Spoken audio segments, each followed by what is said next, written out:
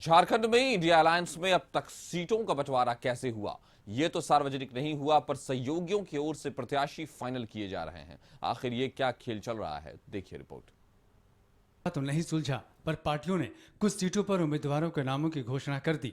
बिहार की तरह आरजेडी ने पलामू से ममता भूंइया को सिंबल भी बांट दिया।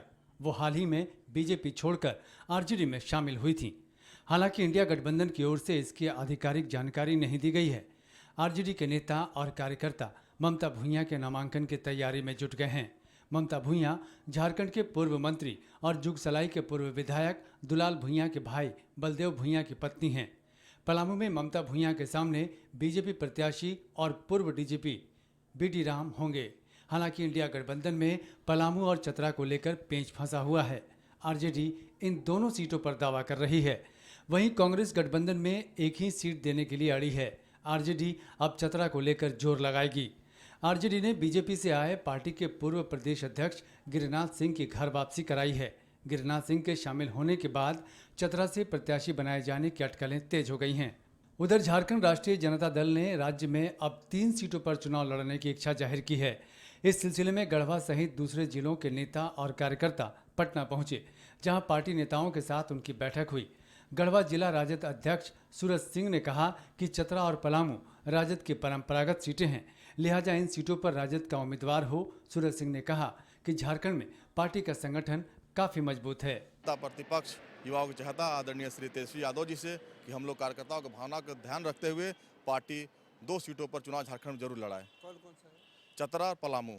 चतरा में उम्मीदवार कौन है यहाँ पे? चतरा में हम लोग के उम्मीदवार है, झारखंड के पूर्व प्रदेश अध्यक्ष रहे गिरिनाथ सिंह जी, नेता सदन रहे हैं, वहाँ बिहार सरकार में मंत्री रहे हैं, झारखंड सरकार में मंत्री रहे हैं, काफ़ी लोकप्रिय हैं चतरा में।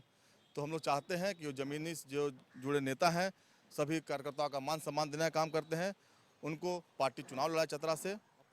लोकसभा चुनाव के लिए बीजेपी ने 13 सीटों पर उम्मीदवारों की घोषणा कर दी है। एक सीट पर सहयोगी आजसू चुनाव लड़ेगा।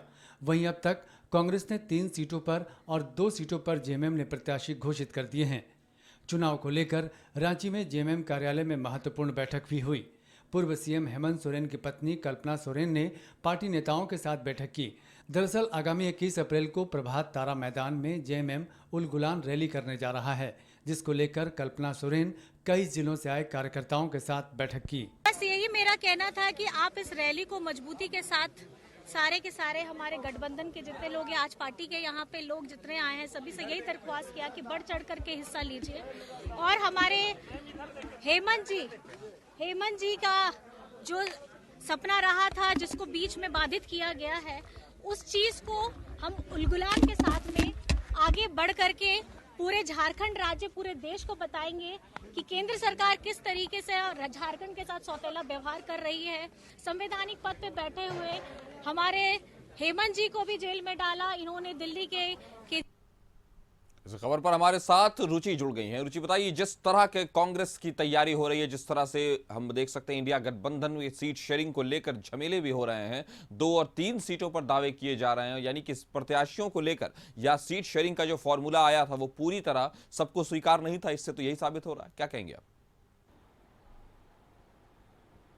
बिल्कुल बिल्कुल कासिफ, सही कहा आपने। देखिए 7-5-1-1 का फॉर्मूला जो है वो फेल होता हुआ दिख रहा है। फेल इसलिए क्योंकि कई ऐसे सीट हैं जहां से 3-3, 4-4 दावेदार हैं और एक, अगर चतरा पलामू की बात की जाए तो राजद की दावेदारी है और कांग्रेस एक सीट से ज्यादा देने के मूड में नहीं दिख रही है और लगातार कांग्रेस की भी बैठक चल रही है। देखिए अब 21 दिन हो जाएंगे, यानी कि आज 21 दिन चुनाव की घोषणा, चुनाव की तारीखों की घोषणा को हो गए, लेकिन 21 दिन बाद भी अभी तक प्रत्याशियों के नाम को, 7 ऐसी सीटें हैं जहां से प्रत्याशियों के नाम की घोषणा अब तक नहीं हो पाई है। महागठबंधन अपनी स्थितियां स्पष्ट नहीं कर रही है। हालांकि यह कहा जा रहा है जेएमएम की तरफ से कि जैसे ही कांग्रेस अपनी तरफ से घोषणा कर देगी वैसे ही हम अपने प्रत्याशियों के नाम की घोषणा भी कर देंगे। लेकिन देखिए कांग्रेस और राजद में बन नहीं रही है और राजद अब भी 2 सीटों पर, यानी कि यह माना जा रहा है कि कांग्रेस भी अपने प्रत्याशी उतारेगी और राजद भी अपने प्रत्याशी उतारेगी, यानी कि राजद के राष्ट्रीय अध्यक्ष लालू प्रसाद यादव के तरफ से पलामू से प्रत्याशी को हरी झंडी दे दी गई है। भले ही महागठबंधन यानी कि कांग्रेस ने अपने प्रत्याशियों के नाम की घोषणा ना की हो, लेकिन राजद ने अपने पहले ही प्रत्याशियों के नाम की घोषणा करते हुए डोर टू डोर कैंपेन करना भी शुरू कर दिया है। तो ऐसे में कह सकते हैं कि महागठबंधन के अंदर खाने में, भले ही ऊपर से दिखाने में यह कहा जा रहा है कि ऑल इज वेल, लेकिन ये सब कुछ ठीक नहीं चल रहा है। अगर सब कुछ ठीक चल रहा होता तो 21 दिन क्यों लग गए होते, यानी कि 21 दिन बाद भी अभी भी गोड्डा की बात की जाए तो गोड्डा से भी कई कई दावेदार है, एक सीट के लिए 4-4 दावेदार के नाम सामने आ रहे हैं। प्रदीप यादव की बात करें या फिर जो दीपिका सिंह पांडे की बात की जाए, तो फुरकान अंसारी की बात की जाए, तो कई ऐसे कांग्रेस के लीडर हैं जो चाह रहे हैं कि उनकी दावेदारी हो। तो ऐसे में कांग्रेस पार्टी यानी कि आला कमान भी बैठक कर रहे हैं और जहां जहां चूंकि 24 जिले में प्रभारी नियुक्त किया गया है और ऐसे में प्रभारियों के साथ बैठक भी थी। बैठक में स्थितियां जो है अभी भी अब तक स्पष्ट नहीं हो पा रही है, लेकिन यह कहा जा रहा है, यह माना जा रहा है कि आने वाले 1 से 2 दिनों में सारी चीजें क्लियर हो जाएंगी, स्पष्ट हो जाएंगी और झारखंड मुक्ति मोर्चा सीधा कांग्रेस पर तो फेंक रही है। अगर रुचि, अगर हम ये पूछें कि तो आखिर उस गठबंधन धर्म का क्या हुआ जिसके बड़े बड़े दावे पेश किए जा रहे थे, चाहे आरजेडी हो चाहे कांग्रेस हो, जेएमएम तो खैर इस पूरे पिक्चर में नजर नहीं आ रही है, लेकिन जहां तक मामला कांग्रेस और आरजेडी का है, चाहे मामला झारखंड हो या बिहार हो, ये दोनों ही तलवार की नोक पे खड़े नजर आ रहे हैं, तो फिर ये गठबंधन धर्म का क्या हुआ? बिल्कुल बिल्कुल, देखिए ये गठबंधन धर्म भले ही कह रहे हैं कि एक दूसरे के लिए हम त्याग करेंगे, हमारे अंदर त्याग और समर्पण की भावना है और हमारा उद्देश्य एनडीए को परास्त करना है, लेकिन एनडीए को परास्त तब कर पाएंगे जब महागठबंधन धर्म का पालन करेंगे। और ऐसे में आप बिहार की स्थितियां भली भांति देख रहे हैं, समझ रहे हैं, और झारखंड में भी कुछ ऐसा ही हाल देखने को मिल रहा है।